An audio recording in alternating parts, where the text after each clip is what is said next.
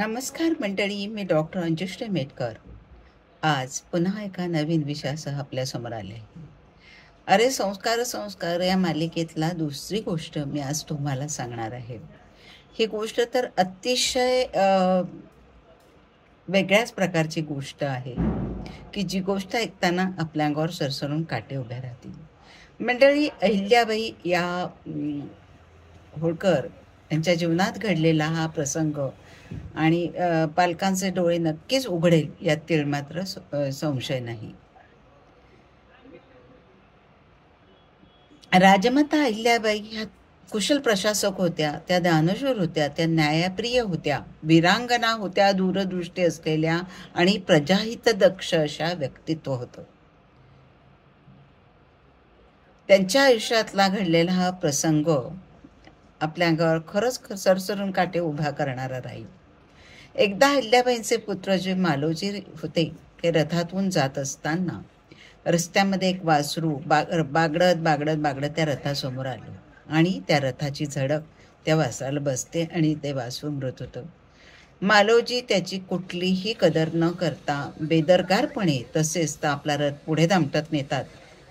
कुठलीही ह्या प्रसंगाची ते दखल घेत नाही आणि पुढे निघून जातात. आणि जवळच त्या वासराची जी माऊली असते, गाऊली असते, ती तिथे उभी असते.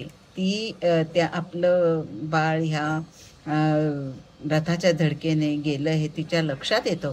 अतिशय दुःखी असले ती गाय वासराभोवती गोलगोल फेऱ्या मारते आणि शेवटी वासराच्या बाजूला बसते आणि डोळ्यातून अश्रू ढाळत राहते. काही वेळाने त्याच रस्त्यावरून अहिल्याबाईंचा रथ हा जायला लागतो आणि पुढे जाऊन त्याच्या लक्षात येतं की अरे इथे एक गाय बसली आणि तिथे एक वासरू मरून पडलेलं आहे. हे हृदयद्रावक दृश्य बघताना त्याने एकदम वाईट वाटतं. थोड्या वेळात त्यांच्या त्या चाणक्य नजरेने त्या हे करतात की नाही ह्या वासराचा कोणीतरी रथाने त्याला धक्का दिला आणि त्यामुळे त्याच्यात त्याचा मृत्यू झालेला आहे. त्यांना खूप वाईट वाटतं, खूप दुःख होतं आणि त्या प्रकरणाची चौकशी करतात, खाली उतरतात. त्यावेळेस त्यांच्या कानावर येतं की त्यांच्याच मुलाचा रथ काही वेळापूर्वी ह्या रस्त्यावरून जात असताना त्या रथाची धडक त्या वासराला बसलेले आहे आणि त्याच्यातच ते वासरू मृत झालेलं आहे. त्यांना अतिशय संताप येतो, चीड येते आणि आपल्या मुलाकडून असं दुष्कृत्य घडलं याबद्दल त्यांना अतिशय राग येतो. त्या रागातच त्या घरात प्रविष्ट होतात. त्या आपल्या सुनेला प्रश्न विचारतात की एखाद्या आईसमोर तिच्या जर का बाळाला कोणी आपल्या रथाखाली चिरडलं तर त्याला काय शिक्षा द्यायची, आणि तसाच तो जर का आपल्या धुंदीत पुढे निघून गेला तर त्याला काय शिक्षा द्यावी बरं. सून लगेच तत्परपणे म्हणते की ज्या पद्धतीने त्या रथातून जाणाऱ्या माणसाने बेदरकारपणे त्या वासराला चिरडलंय तसंच त्या रथातल्या माणसालाही मृत्यूदंडाची शिक्षा द्यावी. झालं, ठरलं.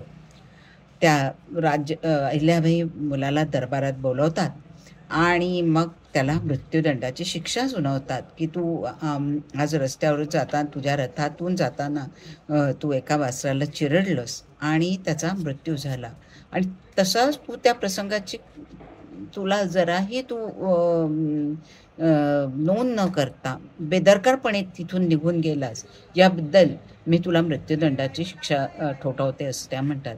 आणि शिक्षा ही कशी, तर त्या मुलाचे हातपाय बांधायचे आणि त्याला रथातून रस्त्यावर फेकून द्यायचं आणि त्याच्या अंगावरून रथ चालवायचा, अशी ती शिक्षा असते.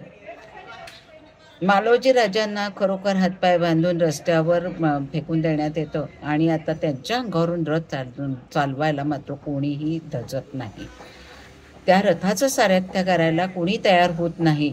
कोणीच ती मालोजीरावांना माफ करून टाकावं अहिल्याबाईंनी असेच सगळे प्रजाजन त्यांच्याकडे मागणी करत असतात.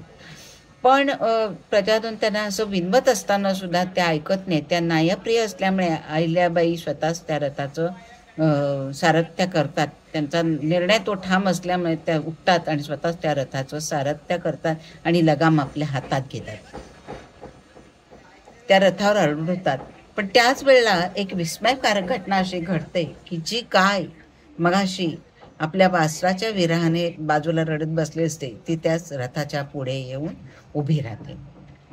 ही गाईला सगळेजण बाजूला करण्याचा प्रयत्न केला तरी ती पुन्हा पुन्हा त्या रथाच्या पुढे येऊन उभी राहायला लागते.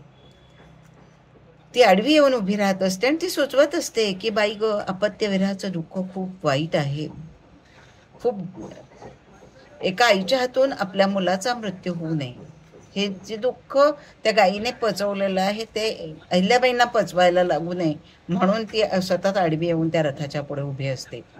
एका आईच्या हातून आपल्याच मुलाचा मृत्यू होऊ नये आणि तिला अपत्यविरहाचं दुःख सहन करायला लागू नये असं त्या गाईचं मुक्या गाईचं म्हणणं असतं. आणि सगळे आश्चर्य करून पाहायला लागतात. अहिल्याबाईंना परत सगळे परोपरीने विनवतात की तुम्ही राणी सरकार, तुम्ही मालोजीरावांना माफ करून टाका, त्यांच्याकडून चूक झाली आहे, तुम्ही आपल्या मुलाला माफ करा म्हणून ते सतत विनवणी करतात. शेवटी मग अहिल्याबाईंना लक्षात येतो आणि मग त्या आपल्या मुलाला माफ करतात. मंडळी, प्रत्येक स्त्रीमध्ये वात्सल्य, ममत्व, ते प्रेम सगळ्या प्रत्येक स्त्रीत दडलेला आहे. तो स्नेहभाव तो प्रत्येक स्त्रीत आहे. मग एका आईने दुसऱ्या आईला न्याय देण्यासाठी आपल्या मातृत्वाचा इथे विचार केला नाही. आपल्या पोटच्या पोराला अशी कठोर शिक्षा देताना अहिल्याबाईंना वेदना झाल्या नसतील का, दुःख झालं नसेल का? पण तरीही असं असताना मन खंबीर करून त्या एका निर्णयाप्रत येतात आणि त्या रथाचं सारथ्य कोणाला करायला कोणी तयार नाहीये तर त्या स्वतः रथाचं सारथ्य करायला सरसावतात आणि पुढे होऊन तो रथ त्याच्या अंगावर घालायला सज्ज होतात. आणि मंडळी, खरं पाहायला गेलं ना, मी जे म्हटलं ना की आपली जी संस्कृती आहे, आपलं जे कल्चर आहे, आपली जी परंपरा आहे ना, ती अशीच आहे की एका आईने दुसऱ्या आईला न्याय देणं, एका आईने दुसऱ्या आईला च्या मनाचा विचार करणं, तिला सांभाळून घेणं, हेच खरं महत्वाचं काम आहे. पण आजकालच्या कलियुगात लोकांना काय झालंय काही समजतच नाही. लोक इतके कशी संवेदनाशील झालेत, माझा या पलीकडे लोकांना काहीच दिसत नाही. इतकी कशी मन निर्ढावलेली आहेत लोकांची, मला काही समजत नाही की आपल्या मुलाने मध्यधुंद अवस्थेत दुसऱ्याच्या हातातोंडाशी आलेल्या मुलांना चिरडून एक आई आपल्या गुन्हेगार मुलाला वाचवण्यासाठी आपल्या रक्ताचे नमुने पेश करते आणि त्याला वाचवायचा प्रयत्न करते. तर किती स्वार्थी ही दुनिया झाली आहे. खरंच म्हणजे आपण विचार करू शकत नाही. खरंच ही आपली भारताची संस्कृती आहे का? भारतीय संस्कृती, कल्चर, आपली परंपरा काय आपल्याला काय शिकवते? हे असं शिकवते. इतके लोक संवेदनाहीन, इतके लोक निर्डावलेले आहेत असं म्हणायचं आहे का? की धनदांडग्यांची मक्तेदारी आहे की आम्ही करू तोच कायदा आणि मुलांच्या गुन्ह्याकडे डोळेझाक करा, त्यांच्या सतत पाठीशी राहा, त्यांची पाठराखण करा, त्यांचं कौतुक करा. ही आपली संस्कृती नाही. मंडळी, तुम्ही नेहमीच आपल्या मुलांची पाठराखण करा, त्यांचं कौतुक करा, वेळ प्रसंगी त्यांच्या डोक्यावर हात फिरवा, त्यांच्या पाठीशी उभं राहा. पण त्यांच्याकडून जर काय एखादा गुन्हा घडला असेल तर त्याच्याकडे कधीही दुर्लक्ष करू नका, नाहीतर हे गुन्हे बुमरँग घेऊन तुमच्यावर तसेच आदळतील, हे काही सांगता येणार नाही. मुलांना अतिसंरक्षण देणं जरूर टाळा.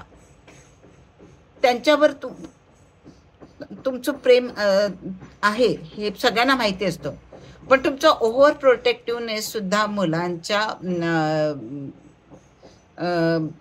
बिघडण्याला कारणीभूत होत असतो.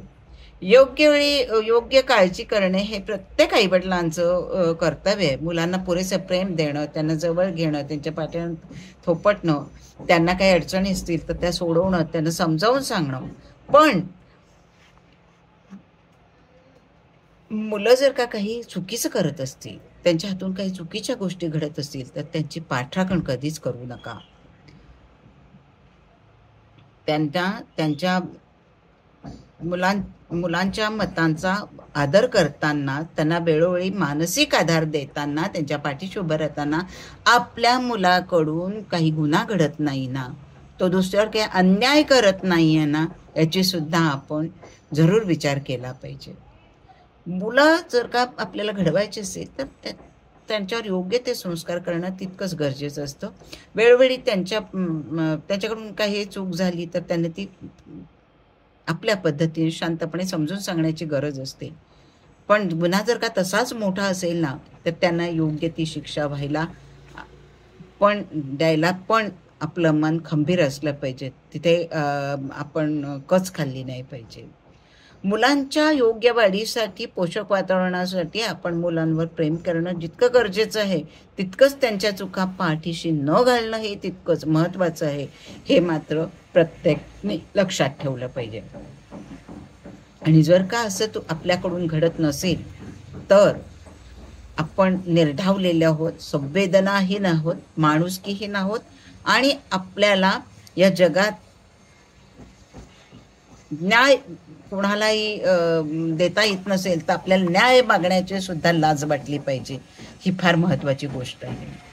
आणि हे म्हणूनच ह्या 2 गोष्टी ह्या निमित्ताने माझ्या डोळ्यासमोर आल्या आणि आपल्याबरोबर शेअर कराव्या वाटल्या, की आपण प्रत्येक गोष्ट जेव्हा करतो, त्याला आपल्या मुलांवरचे योग्य संस्कार त्याच्यातून दिसले पाहिजेत.